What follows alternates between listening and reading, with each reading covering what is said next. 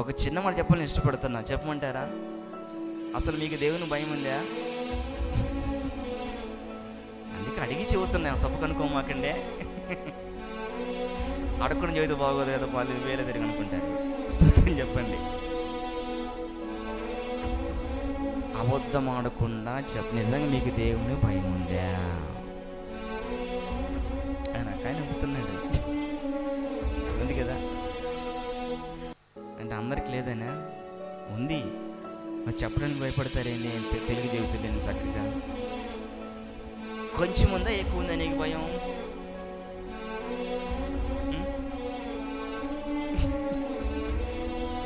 నేను మళ్ళీ అడుగుతున్నా, సమాధానం జాగ్రత్తగా చెప్పండి.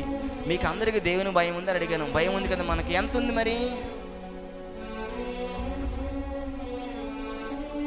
ఒక మాట చూపిస్తే గుండెలు పగిలిపోతాయి మీకు ఆ మాట చదువుతున్నప్పుడే. మీ తప్పితం మీకు కనపడుతుంది ఆ మాట చదువుతుంటే. మీరు ఇప్పుడు నిజం చెప్పాలంటే నటన క్రైస్తవులు భయపడినట్టు ప్లాన్కి నిజంగా భయపడట్లా. నిజం చెబుతున్న పులిపేట మీద స్తోత్రం చెప్పండి. భయం ఎక్కలేదు, మనుషులు భయం ఉంది మనిషికి. ఇప్పుడు ఎవరు భయం ఉంది? దేవుని భయం లేదు.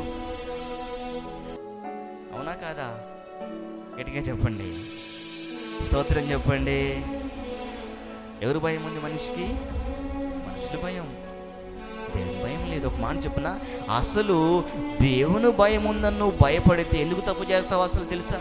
తప్పే చేయాల్సిన అవసరం లేదుగా మనిషి. అవునా కాదా? మీరు చెప్పండి. మరి ఆ భయం ఉంటే ఎలా తప్పు చేస్తాడు? మీకు ఒక పాయింట్ చెప్పినా చెప్పండి. దేవుడు నన్ను, చెప్పండి మీరు రెండో పాయింట్ ఏంది? దేవుడు నన్ను ఏం చేస్తున్నాడు? చూస్తున్నాడు. భయం ఉండాలి గుండెల్లో. ఇది చాలా మందికి లేదు. ఆ భయం లేకని మనిషి ఎదగట్లా. స్తోత్రం చెప్పండి. ఆ భయం లేకని విశ్వాసి వర్ధిల్లట్లా. దేవుడు చూస్తేనే భయం ఉన్నప్పుడు మనిషి అంత జాగ్రత్త పడతాడో తెలుసా? ప్రతి విషయంలో చురుకుగా ఉండగలుగుతాడు యేసయ్య కొరకని అర్థం. ఆ భయం ఎక్కడో కొంచెం మూలన ఉంటుంది. అది చూసే ప్రజలకు నువ్వు భయం ఉన్నట్టు చూపించుకుంటావు అంతే పైకి. అది పరిపూర్ణ భయపడే భయం కాదు యేసయ్యకి. అదే భయం, అదే కల్తీ భక్తి. నేను మళ్ళీ గుర్తు చేస్తున్నా, ఈ కల్తీ భక్తి కలిగిన వారు అసలు భయమే భయపడరు. పై భయం అంతా, అది పూర్తి భయం మనసులో పనిచేయదు.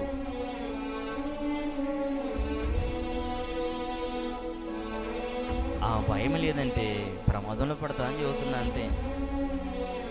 అవకాశం ఇచ్చాడు, సరి చేసుకోవాలి జీవితాన్ని. స్తోత్రం చెప్పండి యేసయ్యకి. అవకాశం పోతే మళ్ళీ మనిషికి రాదండి.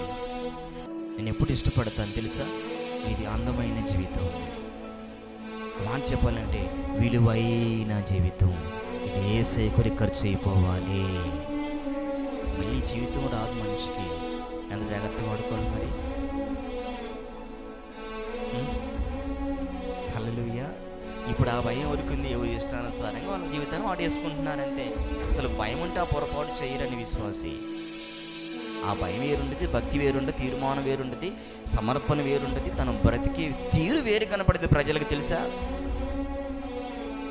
ఇక్కడ చదువుకున్నా, నీ సత్య ప్రవర్తనను బట్టి సాక్ష్యం ఇచ్చినప్పుడు దేవుడు సంతోషపడతాడంట.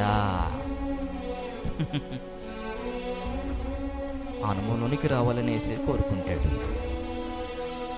అలా ఎప్పుడైతే నువ్వు ఆలోచించే ప్లాన్ చేయగలుగుతావు నీ జీవితంలో, గుర్తు చేస్తున్నాను, నిజంగా ముందుకెళ్తావా? వెళ్ళవా? గట్టిగా చెప్పండి.